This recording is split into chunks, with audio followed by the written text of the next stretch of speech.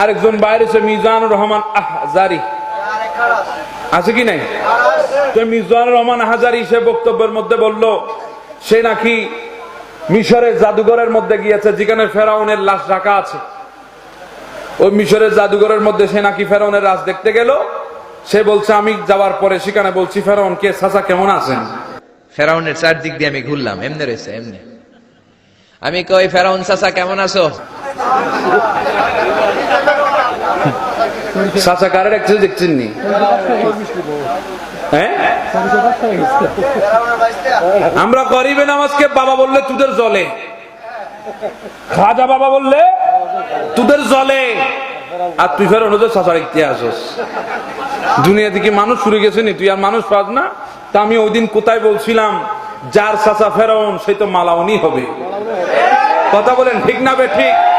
এই মিজানুর রহমান আজহারি, তোর চাচা যদি ফেরাউন হয় তাহলে শুন তুই হচ্ছিস বর্তমানে বড় একজন মালাউন। কথা বলেন ঠিক না বে ঠিক? ফেরাউনকে চাচা কোন ইমানদার ডাকতে পারে? এটা যে এটা দুশমনের রাসূল, এটা প্রমাণ হচ্ছে আসল কথা বাহির হয়ে গেছে। কথা বলেন ঠিক না বে ঠিক? অন্তরের কথা মুখ দিয়ে ফুসকে বাইরে গেছে, হক কথা সবসময় এরকম বাইরে যায়। সে আজকে দেখেন, আমি আপনাদেরকে দেখাচ্ছি ডক্টর জাকির নায়েক একজন কমবক্ত জালেম, আছে কি নাই? যে আমার নবীর শানে বিভিন্ন সময় বিভিন্ন ভাবে বেয়াদবি করেছে, আছে কি না? যে গোটা বিশ্বের মানুষকে আজকে মাযহাব বিমুখী করে একটা নতুন তরিকার নামাজের স্টাইল চালু করে দিয়ে সমাজের মধ্যে একটা বিভ্রান্তি ছড়িয়ে দিচ্ছে। এই ধরনের মুনাফিক ডক্টর জাকির নায়েক আছে কি নাই? এই দেখেন বৈঠক করেছে যে জাকির নায়েকের টিভি চ্যানেল পিস টিভিকে গোটা বিশ্ব থেকে বয়কট করা হয়েছে, কারণ চিহ্নিত করেছে ওই টিভি হচ্ছে জঙ্গিবাদের উস্কানিমূলক বক্তব্য এবং মদতদাতা। কথা বলেন ঠিক না বে ঠিক? টিভি চ্যানেলকে নিষিদ্ধ করেছে, আমাদের বাংলাদেশও টিভি চ্যানেলকে নিষিদ্ধ করেছে, ভারতেও এই পিস টিভিকে নিষিদ্ধ করেছে, কারণ এটা হচ্ছে জঙ্গিদের আড্ডাখানা। এই চ্যানেলটা হচ্ছে জঙ্গিদের মদতদাতা, এই চ্যানেল থেকে জঙ্গি সৃষ্টি হচ্ছে। সেখানে এই মিজানুর রহমান আজহারি সেই ডক্টর জাকির নায়েকের সাথে আতাত করে বৈঠক করে প্রমাণ করে দিয়েছে বাংলাদেশের মধ্যে জঙ্গি আনার এজেন্ডার হচ্ছে মিজানুর রহমান আজহারি। কথা বলেন ঠিক না? সাবধান হন, শুধু নাম শুনলে, ওয়াজ শুনলে, মন শুনলে, দেখলে ঠাস ঠাস ইংরেজি বললে দৌড় দিবেন না।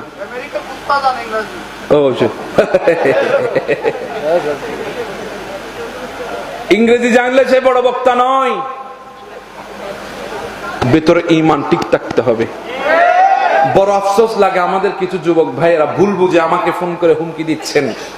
আমি কি বলতে চেয়েছি? আমি বলতে চেয়েছিলাম আমার রসুলের খেলাফ যদি জবান খুলে, সে যে হোক না কেন, আমার জন্মদাতা পিতাও যদি হয়, তার সাথে আমার কোনো সম্পর্ক থাকতে পারে না। সেখানে বক্তার সাথে আমার কিসের সম্পর্ক? কথা বলেন ঠিক না বে ঠিক? আমার নবীকে নিরক্ষর বলেছে আপনাদের কলিজার জ্বলে নাই, আর আমি মিজানুর রহমান আজহারির ভুল ধরিয়ে দিয়েছি আপনাদের কলিজা জ্বলতে আছে। তাহলে বোঝা গেল আপনাদের অন্তরের মধ্যে আমার রসুলের মোহাব্বত নাই, আপনাদের অন্তরের মধ্যে এই মিজাইনার মুনাফিকের মোহাব্বত। কথা বলেন ঠিক না বেঠে? যে মোহাব্বত আপনাকে জাহান্নামে নিয়ে যাবে, আর আমাদের অন্তরে যে রসুলের পাকের মোহাব্বত সেটা আমাদেরকে জান্নাতে নিয়ে যাবে। কথা বলেন ঠিক না ঠিক? মুনাফিক তো মিষ্টি ভাষায় কথা বলবে। যে মিজানুর রহমান আজহারি আমার মা খদিজাতুল কুবরার বিষয়ে কতগুলা মর্মান্তিক শব্দ ব্যবহার করেছেন, বলছে মা খদিজাতুল কুবরা নাকি ইনটেক ছিলেন না। আরো জোরে বলেন না নাউজুবিল্লাহ। খোদার কসম করে চাই বলেন আমার যুবক ভাইয়েরা, খোদার কসম করে বলেন, যদি আপনাদের মা সম্পর্কে, আমার মা সম্পর্কে যদি কেউ বলে তোমার মা ইনটেক নয়, তোমার মা ভার্জিন নয়, তোমার মা দুইটা তালাক খাইছে, তৃতীয় বিয়ে করছে, এই কথাগুলো যদি আপনার মা এবং আমার মা সম্পর্কে যদি কেউ বলে, আমরা কি বসে থাকবো? কথা বলেন, বসে থাকবো? সেখানে মুমিনদের মাকে নিয়ে কথা বলেছে, আমার রসুলের বিবিদেরকে নিয়ে কথা বলেছে, আমার রসুলের বিবিদের শানে খেলাফ জুবান খুলেছে, উম্মাহাতুল মুমিনিনদের নিয়ে কথা বলেছে, মুমিন জাতির মা নিয়ে কথা বলেছে। সেখানে কোনোদিন মুমিন বসে থাকতে পারে না। যদি কাজে পাই জুতা দিবাই যাই তোর গাল ফাটাই দিব। কথা বলেন ঠিক না?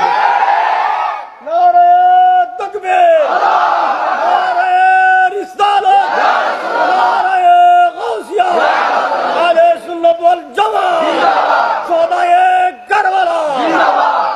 তোরা যদি আমারে মিজাইনার জন্য যদি হত্যা করতে পারিস, আমি আমার নবীর জন্য শহীদ হতে পারবো, কোনো অসুবিধা নাই। কোনো অসুবিধা আসেনি?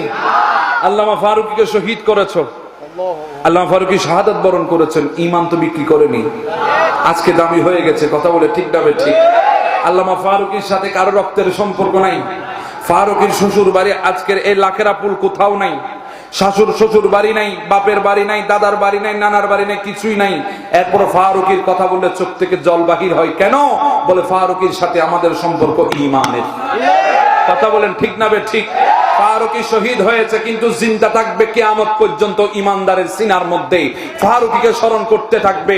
সেজন্য শুন, মৃত্যুর ভয় সুন্নিদেরকে দেখাবে না, কারণ সুন্নিরা হচ্ছে হোসাইনের সৈনিক। হোসাইন যেমন কারবালার জমিনে নেমেছে, নিজের শাহাদাতের কথা শুনে কারবালার জমিনে নেমে শাহাদাত বরণ করেছে। আমরাও কারবালার জমিনে আছি, আমরাও জানি শাহাদাত বরণ করতে হবে। শাহাদাতের আশায় আমরা বসে আছি। মৃত্যুর ভয় আমাদেরকে দেখাবে না, কারণ মৃত্যুর ভয় মুনাফিকের ভিতরে থাকে, মুমিনের ভিতরে নয়। কথা বলে ঠিক না? আল্লাহ আমাদেরকে বুঝার তৌফিক দান করুক।